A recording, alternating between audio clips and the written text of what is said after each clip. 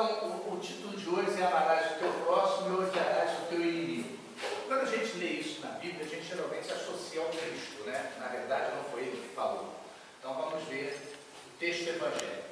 Alguém está disposto a ler? Ouviste o que foi dito? Um de cada vez. Um de cada vez. Para não ter confusão. Maria, aquela... Amarás o teu próximo e odiarás o teu inimigo. Eu, porém, vos digo, amai os inimigos e orai pelos que vos perseguem, para que vos torneis filhos de vosso Pai. Está nos céus, para que o sol responda sobre os maus e bons, e caia chuva sobre justos e injustos. Pois salário que vos amam e recompensa tendes. Não fazem o mesmo os publicanos? Se saudais somente os vossos irmãos, que fazeis de extraordinário? Não fazem também os gentios o mesmo? Portanto, sede vós perfeitos, como perfeito é o vosso Pai Celestial. Isso está lá em Mateus, no capítulo 5, versículo 43 a 48. Eu sempre estou frisando que esse texto, ele faz parte do Sermão do Monte. Né? Que a gente acha que o Sermão do Monte foram só as bem-aventuranças. Não.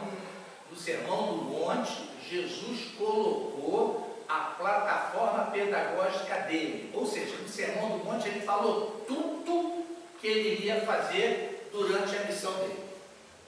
Tudo. Então ali ele deixou claro. E Mateus é o que registra com maior profundidade. Então, por quê? Jesus falou para os judeus, Mateus era o único que estava com ele naquele momento, então ele registrou. Tá? Lucas dá umas pinceladas, fala duas ou três coisas, mas Mateus vai com mais profundidade. Esse daí tem um título na Bíblia como reorientação. Reorientação. Então, quando a gente fala em reorientação, é que já existia uma determinação, já existia uma norma, já existia uma conduta. Né? E aí, por isso que começa assim: ouviste o que foi dito, amarás o teu próximo e odiarás o teu inimigo. Então, quer dizer, ouviste, vocês já sabiam disso. Né?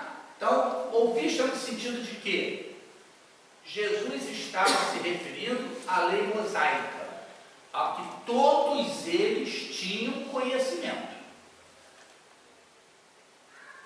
E aí a gente pensa o seguinte, que em toda a nossa trajetória espiritual, nunca faltou o auxílio da providência divina. Lógico que esse auxílio é de acordo com o nosso grau de entendimento, com o nosso grau de evolução. E naquele momento, amarás o teu próximo e odiarás o teu inimigo, né? Então a gente fica assim, por que foi colocado isso? Amarás o teu próximo, Moisés colocou, e odiarás o teu inimigo. Porque naquele momento, naquela época que Moisés fez isso, nós não tínhamos ainda a atenção com o próximo. Então, quando ele fala assim, amarás o teu próximo, para o povo judeu, o próximo era o pai, o filho, os que praticavam a mesma religião, o credo, no caso, os parentes e da raça. Fugiu disso aí, pai, filho, parentes, religião e da mesma raça, era inimigo. Era inimigo. Foi o que Moisés pôde nos transmitir naquele momento. Que a gente pudesse ter esse entendimento. Então, era nesse sentido. Aí vem Jesus, né, e faz essa colocação, chama a nossa atenção. E aí a gente puxa para os nossos dias, o que é amar o próximo? O que é amar o próximo? Aí vem uma outra perguntinha, né? Quem é o meu próximo? A gente não costuma eleger, né, os nossos próximos, os da família.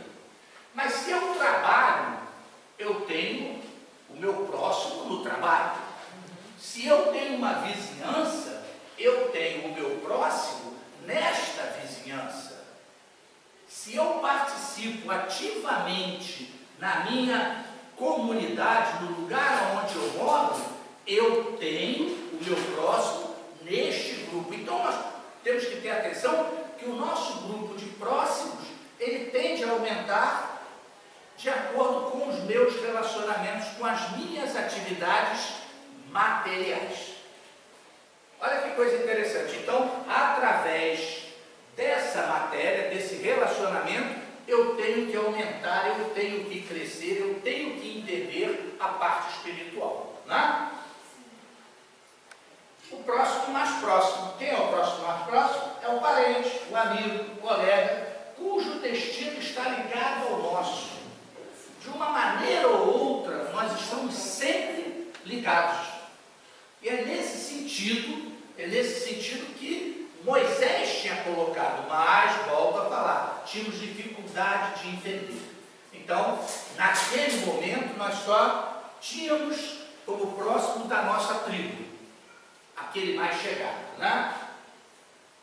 Odiarás o teu inimigo. Era uma coisa comum.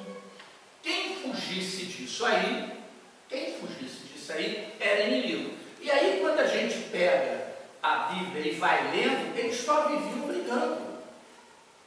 Eu não sei se alguém aqui já viu alguma daquelas novelas da Record, tirando alguns equívocos, né? Mas você vê que é o tempo todo, não, nós vamos guerrear, eles vão querer tomar, eles vão ver isso. Então é nesse sentido. Então fugia dali, era inimigo, eram considerados inimigos. E nesse momento aí, o grande inimigo do povo judeu eram os romanos. Tá? O que é o inimigo? É a grande pergunta. O que é o inimigo da gente? Nós mesmos.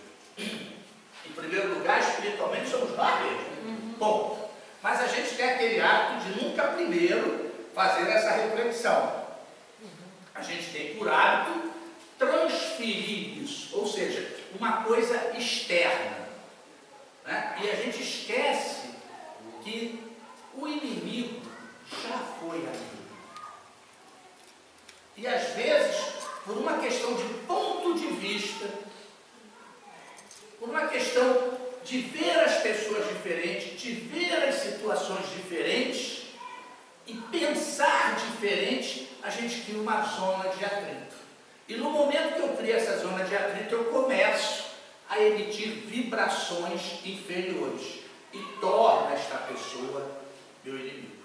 Mas a gente sabe que estes adversários do caminho são necessários para nos chamar a atenção que nós precisamos mudar em alguma coisa.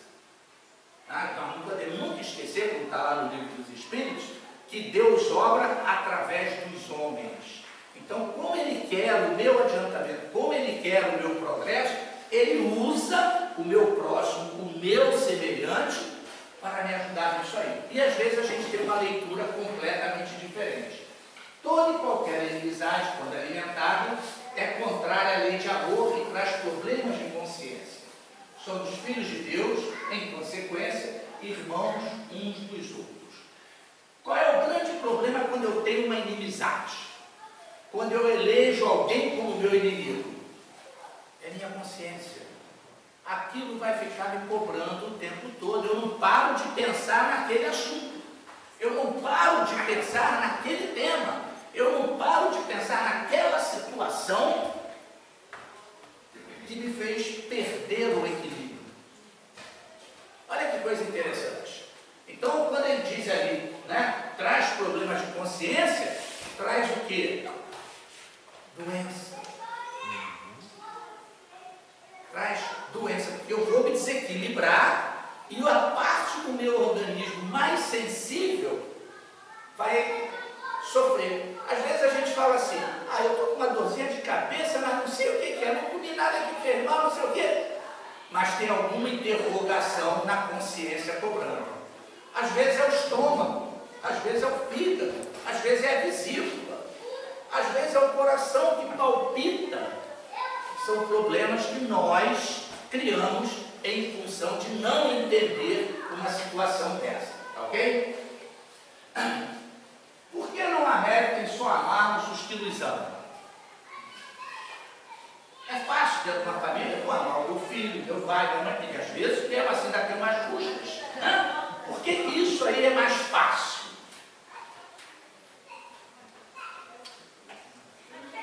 Porque não tem cobrança.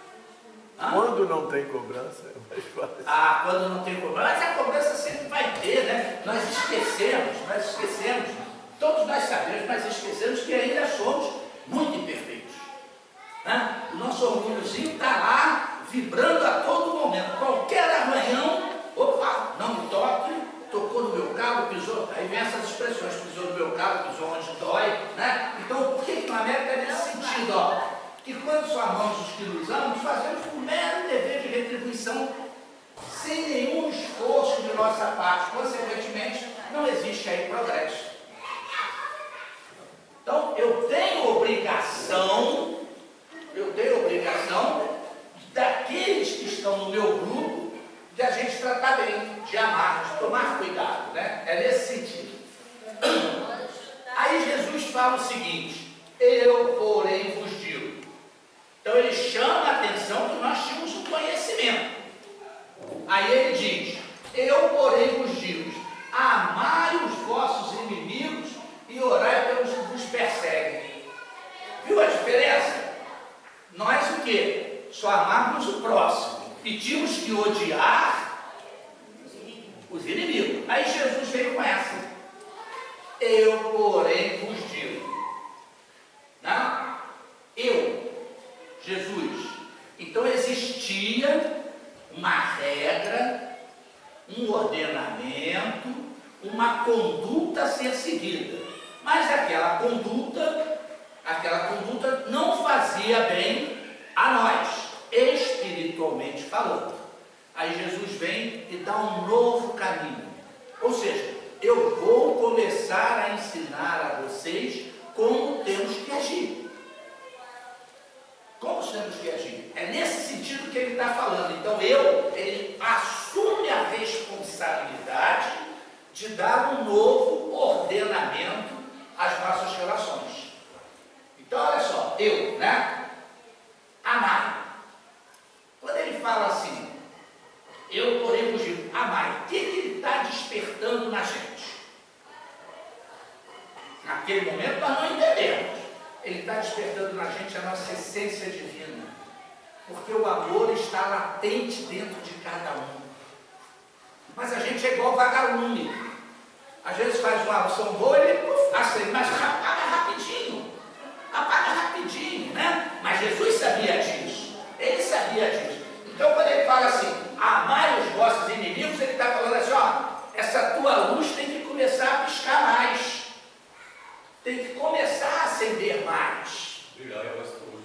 Oi? Brilhar é a vossa luz. Pode fazer. Brilhar é a vossa luz. Mas naquele momento a gente não podia entender nunca. Hoje está difícil de entender. Né? Então naquele momento era pior ainda. Então ele teve que vir em doses homeopáticas e a insistência. Amai os vossos inimigos. Então ele está falando assim, olha, todos vocês têm a essência do amor dentro.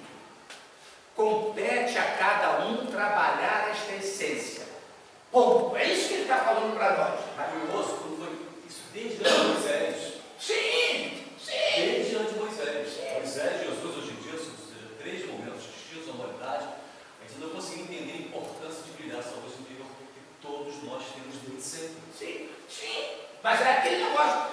Os missionários vinham e traziam esse conhecimento. Mas os nossos interesses muito mesquinhos e materiais deixavam-nos na escuridão. Então Jesus, quando veio, ele está nos tirando das trevas, da ignorância e mostrando para a gente um caminho. Daí ele falou, eu sou o caminho, eu sou a verdade e eu sou a vida. É nesse sentido. É mostrar o quê? Que nós temos que ter um progresso espiritual. Então aí ele está falando isso, ó, amar. Ó, todos vocês têm a essência divina. Compete a cada um trabalhar. E aí é o escândalo. Se eu tinha que odiar o meu inimigo, como é que ele está agora mandando amar? Para a época foi um Deus nos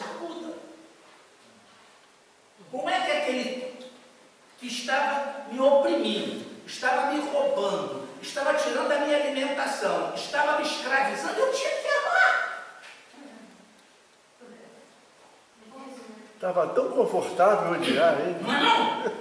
Não é? A gente estava realmente numa situação de conforto. E ele veio sacudir. Entendem por que ele é revolucionário? Entendem por que ele é agitador? Não agitador material, não revolucionário de poder transitórios. Não. É agitador das nossas almas estagnadas. É um revolucionário da nossa inércia espiritual. É nesse sentido que a gente tem que olhar para ele, né? E tirar aquele negócio assim, meu Deus, não. É igual. Aqui, nós estamos trocando. Eu e ele, nós e ele. É assim que temos que ver os ensinamentos dele. Não tem jeito. Se eu começar a botar um pedestal ele lá, é porque eu estou com preguiça. Mental, né? Sem dúvida. Quando a gente fala em Jesus, a gente tem que ter intimidade e botar a mão no ombro. Tem que ter essa intimidade, minha gente. Ele nos deu isso. Quando ele fala lá em João, eu os considero amigos. Ele está nos dando essa liberdade de falar. Porque Jesus nos conhece cada um pelo nosso próprio nome. Pelo nosso próprio nome. Perfeito. Quem é? É você aqui. Tá legal. Então o escândalo, isso aí, entre os estudiosos, é que marca a passagem de Jesus. Porque ninguém naquela época ia falar um troço desse. Ninguém ia vir com um ensinamento desse. Ninguém ia vir com uma notícia dessa, que se a minha tendência, se a minha vida, se a minha sociedade era de domínio, era de escravizar, como é que eu vou amar? Entendem por que o mundo é antes e depois? Isso a gente tem muita dificuldade ainda de entender. Foi revolucionário isso aí. A morte de um inimigo nos livra da sua presença? Não, nos livra da presença material. Aquele negócio morreu, graças a Deus, não existe. Não existe. Às vezes piora, né? Aí por isso é que está lá o restante do recado. Há mais inimigos. Ele está falando assim, olha, deixa o camarada aí, sem você o considerar inimigo. Ele tem lá os defeitos dele, ele tem lá as imperfeições dele, mas não entra nessa faixa de vibração com ele. Deixa ele ir. Se desprende. E ele falou isso várias e várias vezes. Uma delas é que a gente tem o hábito de rezar, né? Antes de você fazer as suas oferendas, vai lá e se acerta com o teu amigo do caminho quanto é tempo. Porque senão o negócio vai complicar. Né? Então, não, livra-nos apenas da sua presença material, pois mesmo desencarnado, ele pode continuar nos perseguir como seu ódio. Entendeu? Pode perseguir. E orar quando os perseguem. Então, qual a dica que Jesus está passando aí? Você desencarnou, tinha um inimigo, começa a orar por ele hoje, agora, se retratar. Mas a gente tem muita dificuldade ainda de reconhecer os erros e pedir, não vou falar nem perdão, porque as pessoas acham que perdão é uma palavra muito pesada, e pedir desculpas. Se eu não tenho ainda a condição de perdoar, eu começo a exercitar a desculpa. Eu começo a tentar entender o porquê que aquela pessoa agiu assim. Até porque todos nós temos consciência que quando uma coisa desanda, nós temos a nossa cota de responsabilidade. Né? É só fazer uma análise fria, sem as paixões. Orar. O que é orar? É isso. O que eu botei? Deixa eu ver. Orar é uma atitude permanente de consciência. Eu não preciso estar o tempo assim, Senhor Jesus, vem aqui, me dá uma força aqui. Pai, me dá uma força atuar. Não.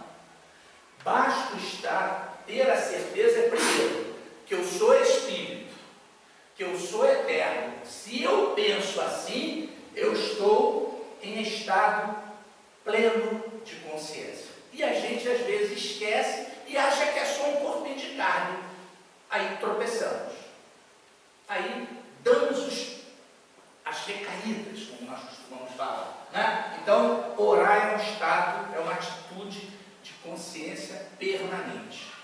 Então, quando eu olho para cima, vejo, o dia está lindo. Eu estou fazendo uma ligação com o Criador. Esse vento veio suavizar o calor. Eu estou fazendo uma conexão com o Criador. Isso é uma forma de orar. Não são só as fórmulas, as palavras, que nós fomos induzidos a acreditar nisso. Eu passo, agora a Sabiá está cantando comigo. Vejo, escuto a Sabiá cantar e paro para ouvir. Eu estou admirando a obra do Criador. Isso é uma atitude de consciência. Isso é plenamente uma oração, que eu estou admirando o belo, a criação.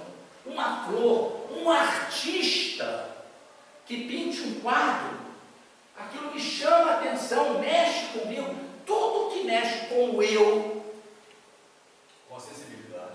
com a sensibilidade, porque quando mexe com o eu, eu estou atraindo a minha sensibilidade. É uma oração. Nós temos que perder, né, aquele hábito de mãozinha, acordar, não. É bem verdade que nós temos que saber o Pai Nosso, porque quando a situação estiver preta, a primeira coisa é Pai Nosso está no céu santificado, já muda a vibração. Mas devagar, ele vai correr. Não é correndo não, mas se tiver com muita pressa, corre. Porque na hora que a gente não sabe disso, na hora que a gente ora, a gente muda de faixa. Querendo ou não, minha gente, a gente muda de faixa. Eu costumo falar sempre no exemplo do André Luiz. Todo mundo aqui, eu acho que já deve ter vindo do nosso lar, né? André Luiz ficou 8 anos lá aparecendo porque esqueceu disso aí, ó. Está aparecendo? Não, porque está muito claro. Só isso. Na hora que ele lembrou, olha que ele nem chegou a fazer a oração toda, na hora que ele lembrou da igreja que ele ia, que ele fez uma oração, Clarence estava ali do lado dele. Entendeu? Por isso que eu estou falando. Está no sufoco, aqui ou do lado de lá, hein? Pai nosso que está no céu, vai aparecer alguém para dar uma força. Né? A forma nada vale. Tudo é como eu penso. A minha oração tem que ser assim, eu estou pensando. Então eu posso estar em qualquer lugar. Eu posso estar num botequim, num campo de futebol, sentado na beira da praia, em qualquer lugar que eu estou pensando. E na hora que eu começo a conectar, o que está em volta deixa de existir. E quando eu faço por palavras, elas têm que ser simples, concisas, eu tenho que ir ao ponto, como costuma dizer o advogado. Porque aí quando eu vou ao ponto, eu mexo com a minha sensibilidade, com as minhas fibras internas. Né? A qualidade da prece é ser clara, simples e concisa. Cada palavra deve ter alcance próprio, despertar uma ideia, pôr em vibração uma fibra da alma. Só isso. Não precisa. Então, por que Jesus está falando isso? Está nos ensinando assim? Porque é acessível a qualquer um. Naquela época, a gente pagava para os outros orarem para a gente. Hoje não. Hoje todos nós sabemos que pode. E a doutrina espírita fala uma coisa bem interessante. Que a nossa prece ela tem que ser feita com o coração e não com as palavras. É a fibra da alma. É onde não? Pôr em vibração da fibra da alma. Ó, a fibra do coração. Sim. Perdão. O Espiritismo se reconhece como boas preces de todos os cultos. Qualquer prece, qualquer culto, ela é boa, quando ditas de coração e não de lábios somente. Então esse é o teu grande, né? O grande ensinamento para nós é isso. Eu tenho que falar, eu tenho que escrever, até porque o Criador sabe das nossas necessidades. Então, quando eu vou orar, eu estou apenas me submetendo à sua vontade. Só isso. Eu, porém, vos digo, vamos ver o que eu coloquei. Como orar? Esse é o grande problema, né? Então, eu orei, falei do pensamento, na hora que eu elevo o meu pensamento, eu me aproximo do Criador. Olha que coisa interessante. Olha que coisa interessante. A hora que eu elevo o meu pensamento, eu me aproximo do Criador. Então é fácil chegar à conclusão que o Criador está em todos os lugares. Em todos os lugares. Eu não tenho lugar específico para orar. Quer dizer, aquela historinha que Deus Não, esquece esse deusinho aí, esse Deus que os homens criaram, a gente tem que abandonar ele, né? Então, olha só, da elevação do pensamento a Deus, deixe pela adoração, aproxima. Então, todas as vezes que eu penso em Deus, que eu vejo alguma coisa de sua obra, eu estou adorando. Eu estou reconhecendo a paternidade dele, a solicitude dele, o carinho que ele tem conosco. É com todo mundo isso. É para todo mundo. A prece é sempre agradável a Deus quando dita pelo coração, pois para ele a intenção é tudo. Isso está lá no Livro dos Espíritos, questão 658. E essa aqui também, ó. Agrada-lhe a prece quando dita com fé, com fervor e sinceridade. Fé é no sentido de ter vontade de fazer.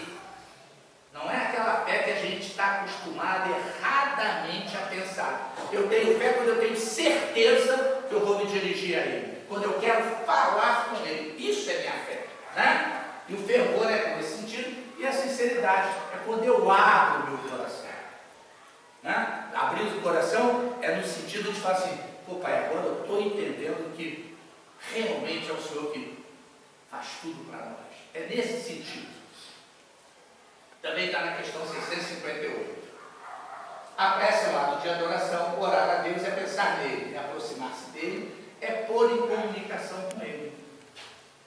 Eu não preciso toda hora estar me comunicando com ele, óbvio, porque a gente tem uma vida de sociedade e eu tenho que manter o meu papel. Mas pelo menos ao levantar, ao deitar, é bom fazer isso. O Fernando, Jesus não fica permanentemente em contato com Deus. Quem? Jesus. Lógico. Mas nós também vamos ter. Porque Jesus já sabia, já entendia isso. Por isso que Jesus falava, meu pai.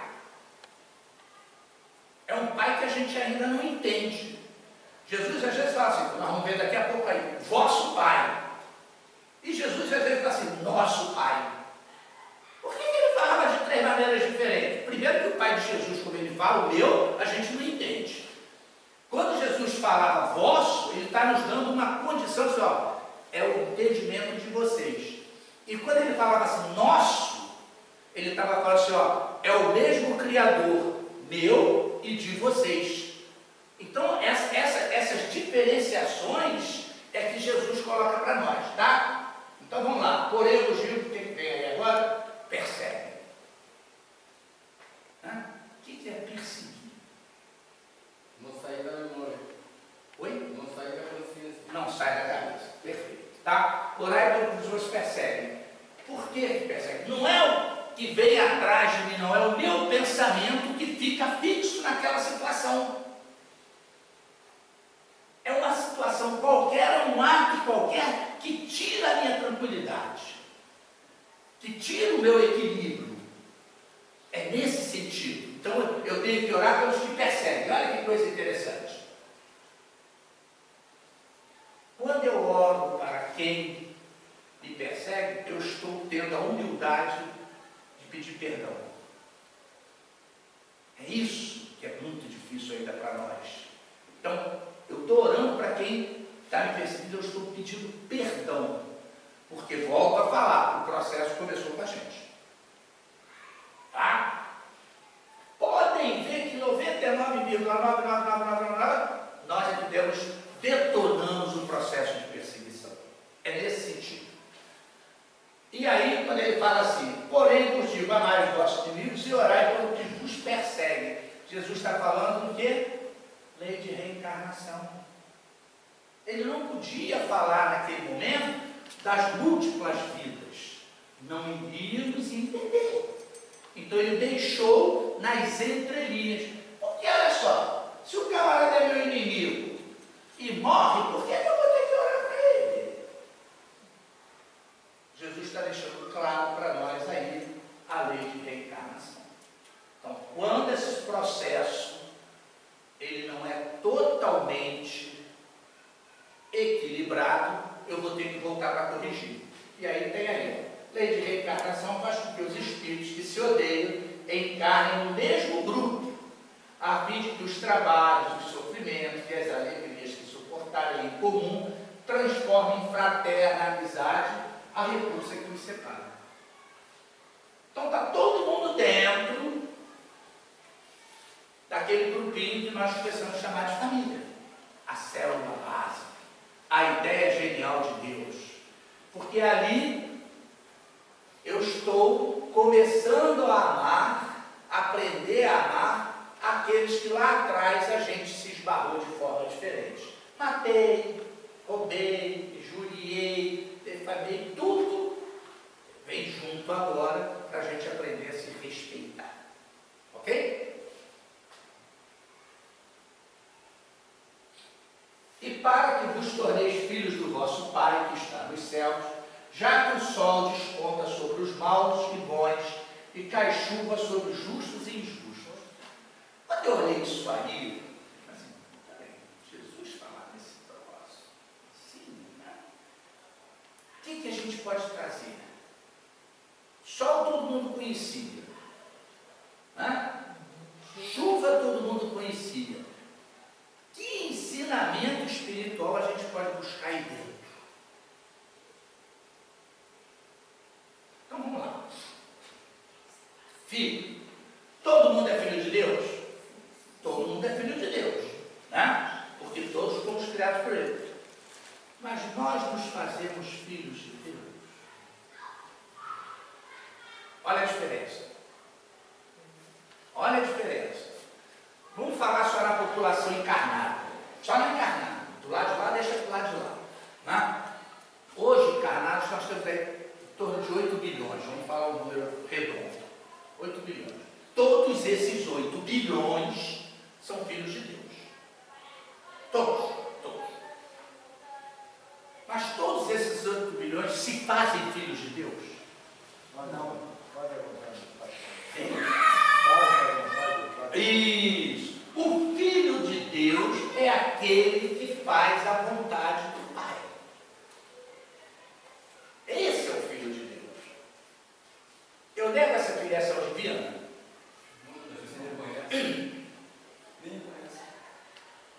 Nem se reconhece o Filho de Deus. Quando eu não tenho o conhecimento espiritual, eu nego. Senhor, por que o Senhor fez isso comigo? Quantas vezes a gente já escutou essa expressão? Senhor, eu não merecia isso. Eu estou negando a filiação. Né? Agora, quando eu cumpro as leis, quando eu cumpro os mandamentos divinos, quando eu me faço melhor, quando eu procuro o meu progresso, o meu crescimento, eu estou me enquadrando como filho de Deus. Eu estou me fazendo filho de Deus. Falei quando, né? Vosso Pai. Aí. Para que vos torneis filhos do vosso Pai. Jesus não falou do nosso Pai, do meu Pai. Porque naquele momento o entendimento de Deus era diversificado. Então, quando Jesus fala do vosso Pai, Ele está respeitando a nossa ignorância espiritual. Ele está falando assim, de acordo com o que você entende de divino. Porque daqueles que ouviam, eles acreditavam no Deus vingativo, no Deus guerreiro, no Deus injusto. Então, ele não podia agredir a nossa forma de entender, e sim colocar alguma coisa que nós pudéssemos falar. Por que ele falou vosso Pai quando ele diz meu Pai? Aí a gente começava a pensar, né? Então, vosso Pai nesse sentido do um Deus dentro do nosso entendimento, dentro da nossa capacidade evolutiva. Por isso é que eu falo o tempo todo, a gente tem que cortar o velhinho de barba de cima da nuvem. Esse Deus para nós espíritas não existe. Hein? Esse velhinho é leve. Esse velhinho é leve, tá? Então eu estou falando desse velhinho porque foi esse Deus que me botaram na cabeça quando criança. E olha, foi difícil libertar.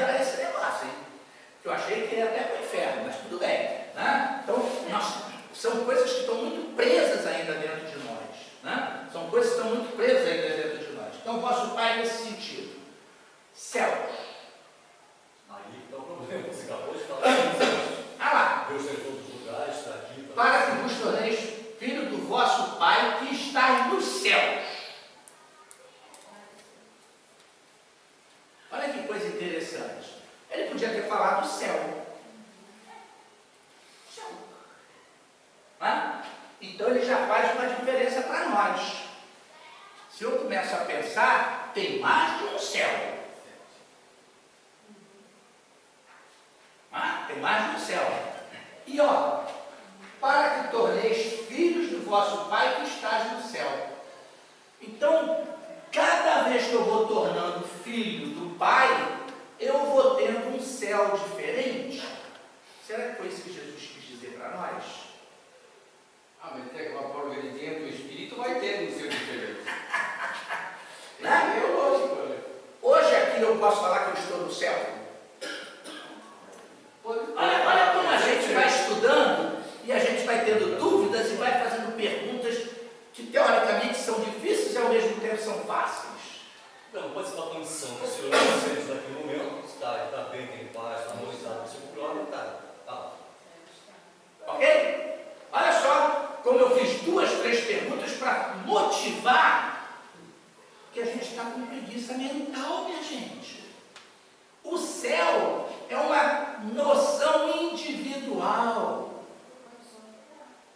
Eu às vezes posso estar numa situação de inferno e ter uma pessoa do meu lado no céu. No céu. E constantemente nós assinamos o seu inferno, o seu inferno. Sim, durante o dia. mas aí é porque a gente gosta lá do inferninho, né? Porque se eu sei que eu tenho o céu e o inferno e eu estou lá, opa, deixa eu chegar um pouquinho aqui no inferno, é porque está me satisfazendo. É nessa hora que eu deixo de ser filho de Deus, porque eu estou me prejudicando. Não que eu esteja só violando a lei divina, não, eu estou me prejudicando. É nesse sentido, tá? Então é uma noção individual, legal. Aqui, estado de consciência. Lógico que no planeta Terra, eu não vou ter aquele céu que todos nós gostaríamos de ter, da felicidade plena. Não, mas eu tenho o meu céu aqui. Quantas pessoas felizes, né? Quantas pessoas cumprem o seu dever, estão no céu. Tá? Conquista de cada um. Não tem jeito.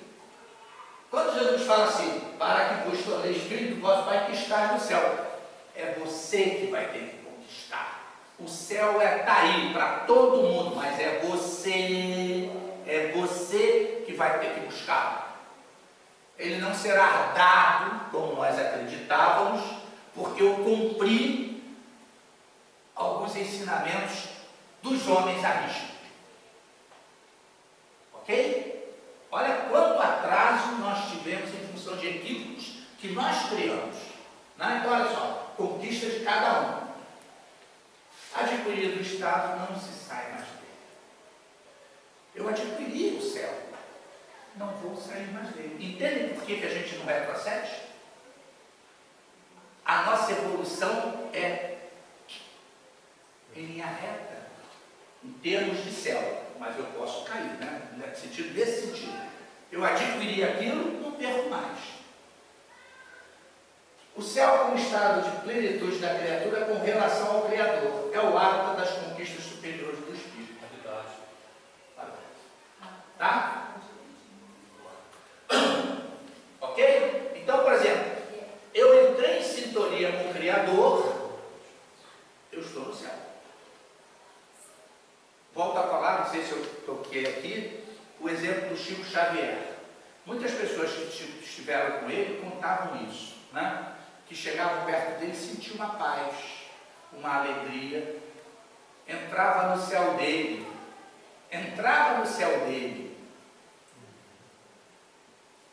tá? Que negócio assim que eu preciso, estava no céu dele, e espírito e missão, trabalhando, mas tinha o céu dele, ok?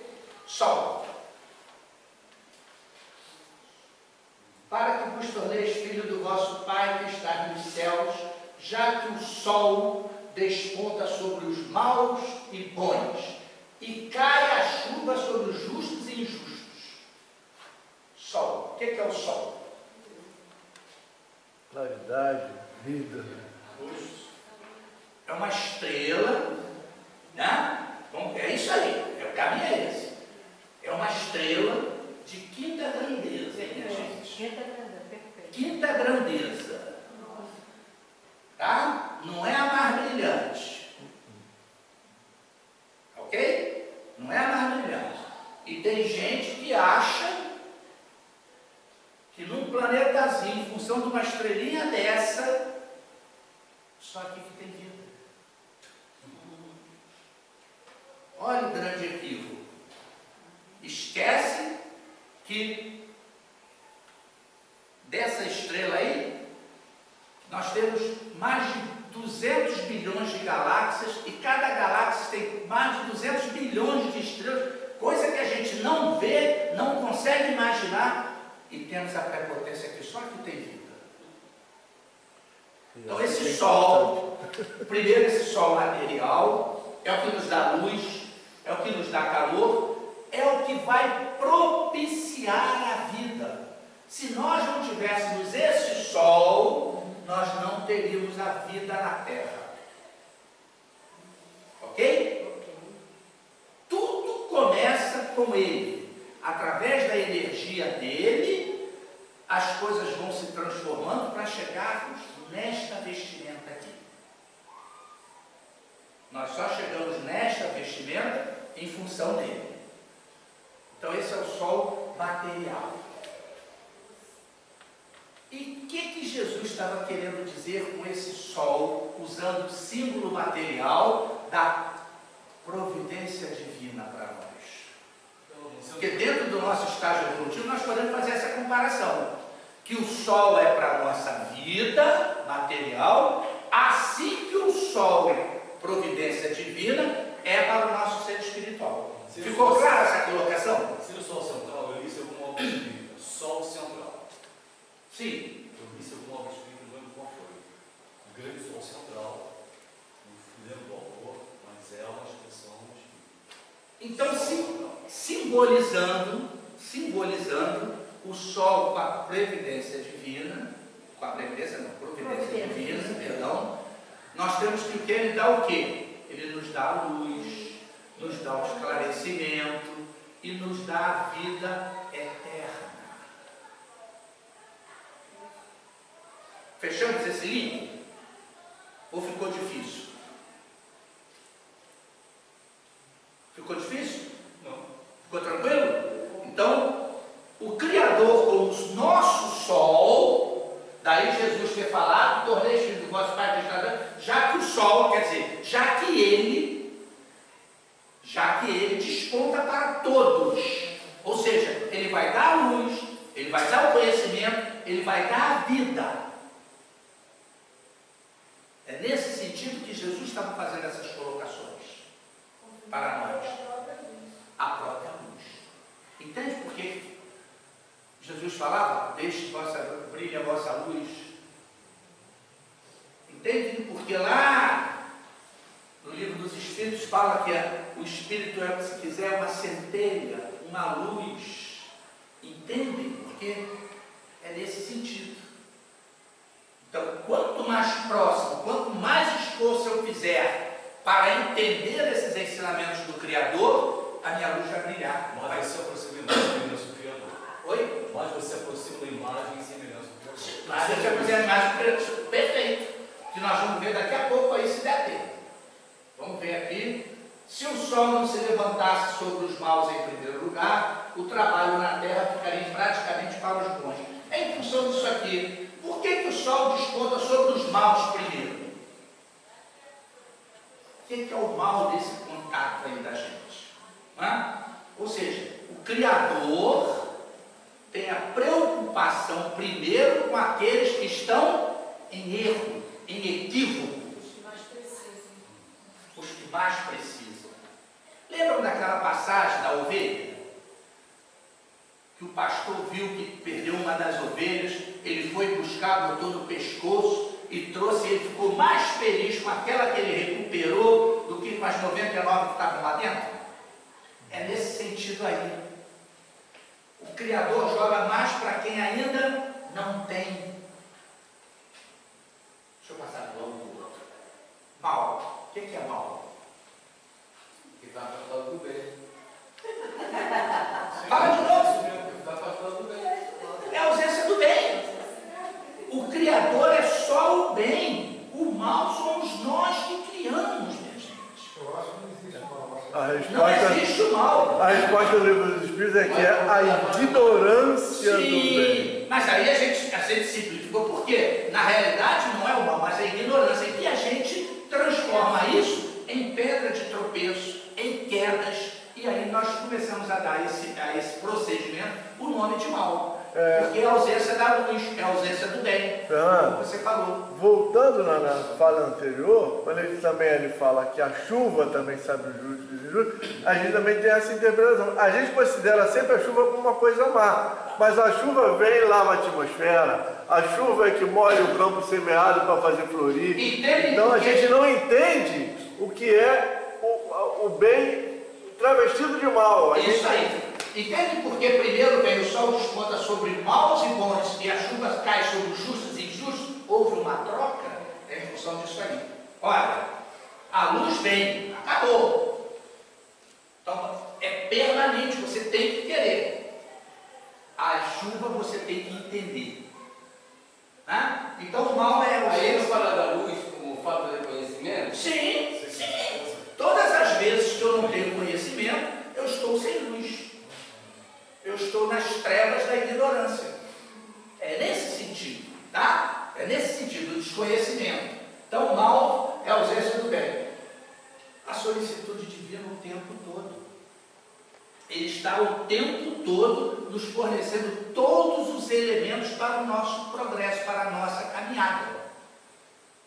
Durante a nossa jornada como espíritos imortais, o tempo todo os recursos são colocados à nossa disposição. Tá? Chuva. A chuva é importante? Muito. Muito importante. Onde está seca, ela bateu, vai ter florir, vai fazer tudo. Lava a atmosfera, como você falou, lava a atmosfera, porque a chuva ela vem carregada de uma série de outras coisas, então ela lava a atmosfera. Mas ela também, espiritualmente, pode ser um empecilho. Tá? Então, olha só que coisa interessante. O sol chegou, está lá, para todos nós. A chuva vem, mas numa situação diferente. Vem com uma coisa impositiva, de cima para baixo, agindo de fora para dentro, e que eu dentro removo as coisas para o exterior. Para que eu trabalhe internamente e jogue para fora as coisas espirituais que eu tenho de bom. Então ela faz esse trabalho todo. Situações difíceis. Porque ela pode chegar num lugar, arrasar tudo, como nós costumamos ver o tempo todo. E quando eu não sou justo, eu não entendo. Espiritualmente falando, tá? A gente tem a situação física e temos a situação espiritualmente. Então, quando as coisas difíceis, é a chuva trazer de volta situações difíceis, geradoras de dores e sofrimentos, como forma de fertilizar a terra seca dos corações, a verdade eterna. Então, quando eu não entendo isso, eu sou injusto. Quando isso me acontece e eu entendo, eu sou um justo. Então há uma diferença entre justo e injusto. Isso. O injusto vai ter dificuldade de entender. O justo já sabe que aquilo faz parte do processo reparador e do crescimento. Então, quem é justo e quem é injusto? O justo é aquele como a gente, né? Que já temos um conhecimento, já praticamos, já nos esforçamos. Nós somos justos. Injustos são aqueles que ainda não acordaram. que ainda estão na inércia espiritual. Tá? Pois se amais o que vos amo, que recompensa tendes? Não faz o mesmo os publicanos? Olha o que Jesus fala. Ele faz a atenção da gente, diz que temos que amar, orar para os que perseguem, depois ele fala que todos são filhos de Deus e que todos têm o mesmo tratamento, o mesmo carinho, faz uma comparação com o sol e com a chuva. E aí vem assim, pois, é dessa forma que acontece. Se amais o que vos amo, amais novamente a nossa essência divina, né? Que vos amo, que recompensa tendes? É uma troca, é uma troca. Estou sendo cortês. Eu tenho que amar de todas as formas, seja quem quer que seja. Não posso ter pessoas específicas, né? O amor é um sentimento caracterizado pela pureza de coração, pelo desprendimento, pelo desinteresse em atender o ser amado. Acabou. E a gente é muito ruim. Por exemplo, quando a gente vê uma situação acontecendo que nós nos sensibilizamos, nós estamos amando. Ok? Como eu estou falando em chuva, às vezes dessas calamidades que acontecem aí, campanha para isso, a gente junta, vai lá, leva no bombeiro. Isso é amor, né, gente? Isso é uma forma de amor. Tá ok? Por que não podemos amar só os que também tenham este sentimento para conosco? Mais ou menos parecido com aquela, né? Porque o quê? Egoísmo, né? Olha lá. Amar os que nos amam não é suficiente. Não passa de uma obrigação, de um dever dos mais elementares que não atende mais àqueles que já vislumbram valores de convivência em faixas de amor. Então, nós temos que ter sempre uma atenção maior para com o nosso próximo. Deixa eu ver aqui. Pois se amais publicanos. Naquela época, publicano era o cobrador de imposto. Mas a gente só fala assim, ele era o cobrador de imposto. Mas eles às vezes até matavam para poder exercer um domínio maior sobre quem devesse. Então olha só como era o negócio. Então todo mundo odiava o publicano, porque além de cobrar, podia fazer justiça, entre aspas, com as próprias mãos, que estava dentro do papel dele. Então todo mundo odiava o publicano. Aí Jesus vem com essa tela. Pois se amais os que vos amam, que recompensa tendes? Não faz o mesmo os publicanos? Olha só, Jesus cutucando, né? Vocês estão fazendo igual se amar só os que vos amam, porque o publicano também ama o dinheiro. Tinha que ser como eles. Então Jesus, didaticamente, Jesus sacode todo mundo. Então vamos lá. Jesus falava assim para despertar aquele povo a necessidade de agirem de forma diferente daqueles a quem tanto abominavam. Era como se dissesse, vocês estão agindo igual aos publicanos. Isso era uma afronta para eles. Então Jesus tinha que acordar eles para a situação do amor, do próximo. Então Jesus usava essas figuras fortes.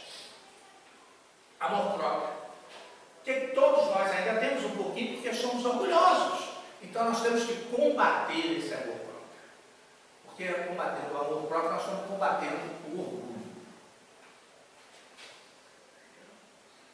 O verdadeiro progresso espiritual se verifica quando o indivíduo combate seu excessivo amor próprio. O amor próprio, uma das mais comuns manifestações do orgulho, é a causa principal que impede se reestabeleça a fraternidade entre os homens. Porque a hora que eu acho que o meu semelhante está fazendo alguma coisa que me incomode, eu vou ter sempre dificuldades. Em função do nosso horário, deixa eu dar uma olhada na minha cola. Finaliza esse slide. Oi? Tem esse slide aí para nós alguma coisa? Vai voltar mais vezes. Vai demorar uns 15 minutos ainda. Não, nesse aí, 9. 9. Deixa eu ver o que vem aqui agora.